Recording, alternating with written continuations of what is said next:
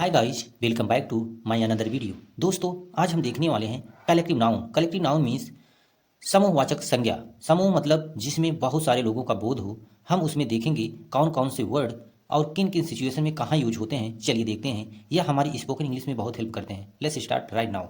यहाँ देखिए, पर्सन के लिए कौन कौन वर्ड यूज होते हैं। जैसे देखिए, क्राउड, कनकोर्स, थ्रॉन्ग। इसके आगे लिखा है अ गैदरिंग ऑफ पीपल।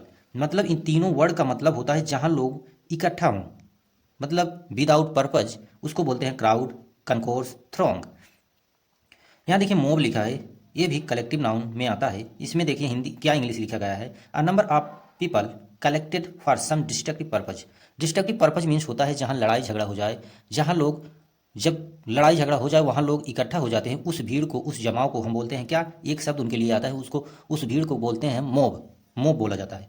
अब देखिए यहाँ ऑडियंस है, थर्ड नंबर पर ऑडियंस। ऑडियंस मीन्स होता है श्रोतागण। अब देखिए यहाँ a gathering of people listening to a concert और लेक्चर।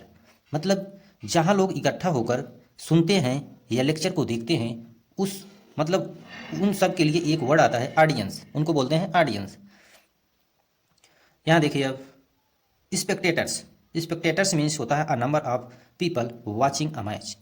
ये खास करके जो लोग मैच देखते हैं, चाहे वो स्टेडियम में देख रहे हों या टीवी पर बैठ कर देख रहे हों, उनको क्या बोलते हैं, स्पेक्टेटर्स। खास करके जो स्टेडियम में बैठ कर देखते हैं, उन सब को क्या बोला जाता है, स्पेक्टेटर्स। फिफ्थ नंबर पर देखिए असेंबली। असेंबली मीन्स होता है सभा, a number of people gathered for some common purpose. जहाँ कोई सिंपल, कोई साधारण पर्पज हो, मतलब कुछ कुछ रीजन हो बैठने का, इकट्ठा होने को, मतलब उन सब के लिए एक शब्द आता है असेंबली।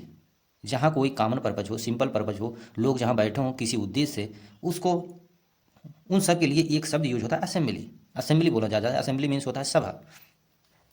अब देखिए सिक्स्थ नंबर पर बेंच जूरी। बेंच जूरी को क्या बोलते हैं, नंबर ऑफ जजेज। जज के संख्या को, जो इकट्ठा कहीं, यदि कई जज बैठे हैं तो उसको बोलते हैं बेंच जूरी। अब देखिए ट्राउप। ट्राउप मीन्स क्या होता है, या ट्रूप, आप प्रोनाउंसिएशन इसका कुछ भी कर सकते हैं, ट्रूप या troupe. A number of artist, dancer, acrobats. Artist means होता है कलाकार, डांसर्स मीन्स होता है डांस करने वाला, एक्रोबैट्स मीन्स होता है कलाकार, इसका भी मतलब होता है कलाकार, आर्टिस्ट का ही भी मतलब होता है कलाकार। इन सब के लिए एक शब्द आता है troupe. Troop means artist, dancers, acrobats. Battalion, regiments, इनको क्या कहा जाता है, a number of soldiers. Soldiers की जहाँ अधिक संख्या हो, जहाँ बटालियन हो, जहाँ कई, मतलब सैनिकों को जमावा हो, उनको क्या कहते हैं, बटालियन, रेजिमेंट। देखिए यहाँ कारवां। कारवां नहीं है, कारवां, यानी इसमें साइलेंट पढ़ा जाएगा। कारवां, अ number of pilgrims, travellers, मार्चेंट्स। Pilgrims means होते हैं जो तीर्थ यात्रा करते हैं, शरणार्थी जब जाते हैं, जैसे किसी धाम पर, उन्हें बोलते हैं पिलग्रिम्स। ट्रेवलर्स मीन्स होते हैं यात्रा करने वाले यात्री लोग। मार्चेंट्स मीन्स होते हैं व्यापारी लोग, जो समुद्र के द्वारा, समुद्र के रास्ते व्यापार करते हैं, उनको मार्चेंट्स कहते हैं। यहाँ देखिए कारवां, उनके इन तीनों के लिए बोला जाता है एक शब्द कारवां। अब यहाँ देखिए क्रू। क्रू को क्या बोलते हैं, अ ग्रुप ऑफ सेलर्स। इनको बोला जाता है अ ग्रुप ऑफ सेलर्स, जो नाव को चलाते हैं, खेते हैं नदी में, समुद्र में, उनको बोलते हैं क्रू। इसके बाद 11वें नंबर पर देखिए गैंग। गैंग को क्या बोलते हैं, अ group of robbers, thieves, workman. जो चोरी करते हैं, लूटते हैं। थीव्स मीन्स चोरी करने वाला ही होता है, या वर्कमैन मतलब काम करने वाले। इन तीनों के लिए एक शब्द आता है गैंग। चाहे आप चोरी करने वाले लोगों को ले लीजिए, चाहे थीव्स चोरों को लीजिए, चाहे काम करने वाले लोगों को भी ले लीजिए, सभी को बोला जाता है gang. Board, a group of directors. Board का मीन्स होता है डायरेक्टर्स, जो मूवी वगैरह बनाते हैं, डायरेक्ट करते हैं, उन सभी, मतलब कई लोग जब इकट्ठा हो, उन लोगों को क्या बोला जाता है, बोर्ड, बोर्ड बोला जाता है, बोर्ड ऑफ डायरेक्टर्स। अब देखते हैं हम आगे। यहाँ देखिए एनिमल्स में कौन कौन ग्रुप शामिल होते हैं, उनके लिए कौन सा वर्ड यूज होता है स्पेसिफिक। देखिए ड्रोव। ड्रोव यहाँ देखिए for animals, birds, insects. Insects means होते हैं कीट पतंगे, बर्ड्स मीन्स पक्षियाँ, एनिमल्स मीन्स जानवरों। इन सब के लिए एक वर्ड कौन यूज होता है, देखिए ड्रोव। ड्रोव को क्या बोलते हैं, अ ग्रुप ऑफ कैटल। कैटल के झुंड को, कैटल के समूह को बोला जाता है ड्रोव। अब आज से जब आप कहीं इकट्ठा कैटल देखें, पशु देखें, तो उसको बोलेंगे ड्रॉव।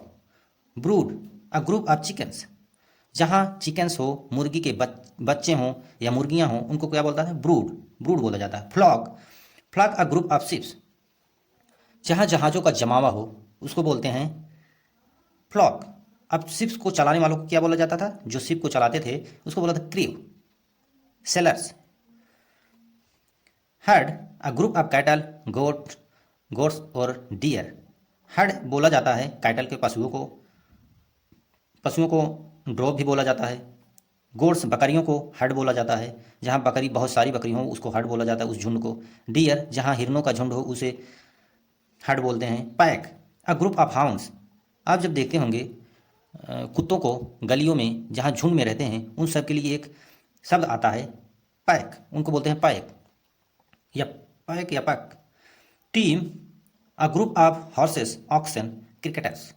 टीम उन्हें बोला जाता है हॉर्सेस जहाँ घोड़े हों बहुत सारे, ऑक्सन जहाँ बैल हो बहुत सारे, क्रिकेटर्स जहाँ खिलाड़ी लोग बहुत सारे हों, उन्हें क्या बोला जाता है? Team. Flight a group of birds और स्टेयर्स, यहाँ देखिए फ्लाइट बोला जाता है बर्ड्स को, चिड़ियों को, स्टेयर्स मीन्स सीढ़ियों को या स्टेयर्स सीढ़ियों को। उसके बाद देखिए shoal a group of fish, shoal बोला जाता है अ ग्रुप ऑफ फिश, मछलियों के समूह को सॉल बोला जाता है। दोस्तों ये सब बहुत इंपॉर्टेंट वर्ड्स हैं जो हमें जानना बहुत ज़रूरी होता है, क्योंकि स्पोकन इंग्लिश में हमें कहीं ना कहीं इनका यूज करना पड़ता है। तो जब हमें जानकारी रहेगी तो हम आसानी से यूज कर सकेंगे और अगला पर्सन इससे अफेक्टिव होता है, मतलब उसे प्रभाव पहुंचता है कि इस बंदे को काफ़ी कुछ पता है। यहाँ देखिए हाइव अ ग्रुप ऑफ बीज, बॉक्सेस और अदर कंटेनर्स फॉर बीज टू लिव इन। यहाँ देखिए हाइव, मधुमक्खी के छत्ता को बोलते हैं हाइव। अ ग्रुप ऑफ बीज, जहाँ मधुमक्खियाँ हों, बॉक्सेस जहाँ बॉक्सेस की अधिकता हो, मतलब बहुत सारे बॉक्सेस, और कंटेनर्स जहाँ कंटेनर्स हो, फॉर बीज द लिव, जहाँ पर मधुमक्खियाँ रहती हों, चाहे बॉक्सेस में रहें चाहे बीज, मतलब बीज तो हैं ही, कंटेनर्स में चाहे रहें, ये मधुमक्खियों को रहने का स्थान हो सकता है, उनको बोलते हैं हाइव्स, मतलब इसमें अपने छत्ते लगा सकती हैं वो लोग। इसके बाद देखिए swarm a large number of बीज, इंसेक्ट्स और बर्ड्स मूविंग अराउंड टुगेदर।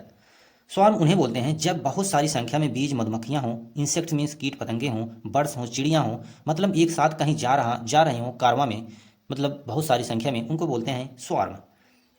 अब देखिए आगे थिंग्स, वस्तुओं के लिए हम क्या यूज करते हैं, एक वर्ड उसको क्या बोलते हैं। देखिए यहाँ bunch, bucket, collection of flowers, flowers इसको फ्लावर्स नहीं पढ़ते, फ्लावर्स, फ्लावर्स की कलेक्शन को जहाँ बहुत सारे फूल हों उसको बोलते हैं बंच, आप बोल सकते हैं bucket, bucket. Clump, cluster a group of trees, जहाँ बहुत सारे पेड़ हो, बाग हो, उसको बोलते हैं क्लम्प या क्लस्टर। अब हम आगे देखते हैं, यहाँ देखिए ये 25 वर्ड है cluster. Cluster a bunch of grapes, straw और आइलैंड्स। क्लस्टर हम उन्हें बोलते हैं, ग्रेप्स अंगूर के गुच्छे को बोलते हैं, स्ट्रा मीन्स पुआल, पुआल को बोलते हैं, स्ट्रा मीन्स होता है पुआल, आइलैंड्स मीन्स होते हैं द्वीपें, उन सब की संख्या को हम बोलते हैं क्लस्टर। इसके बाद देखिए bundle a group of collection of sticks और हे होती है घास, स्टिक्स मीन्स होती हैं लकड़ियाँ या छड़ी, उनको क्या बोलते हैं, उनकी संख्या को, उनके बंडल को क्या बोला जाता है, उनके कलेक्शन को जहाँ वो इकट्ठा हो, चाहे घास हो चाहे स्टिक्स हो, उनको बोलते हैं बंडल। इसके बाद एक फ्लीट, जहाँ जहाज़ों का जमावा हो, जहाँ जहाज़ें इकट्ठी हों, उनको क्या बोलते हैं, fleet. Shoot a collection of clothes, जहाँ कपड़ों को रखा जाए, जैसे अलमीरा में जब कपड़े को रखा जाता है उनको बोलते हैं shoot. Bunch a group of grapes, जहाँ मतलब अंगूर के गुच्छों को क्या बोला जाता है, बंच। क्लस्टर भी बोला जाता है, देखिए यहाँ grapes a bunch of grapes, अंगूर के गुच्छों को क्लस्टर बोला जाता है, और बंच भी अंगूर के गुच्छों को ही बोलते हैं। Series a group of events, series को क्या बोला जाता है, अ ग्रुप ऑफ इवेंट्स, जहाँ कोई घटना का निरंतर मतलब सीरियल वाइज से हो, उसको क्या बोलते हैं, series. I hope you all understood. Thank you for watching this video.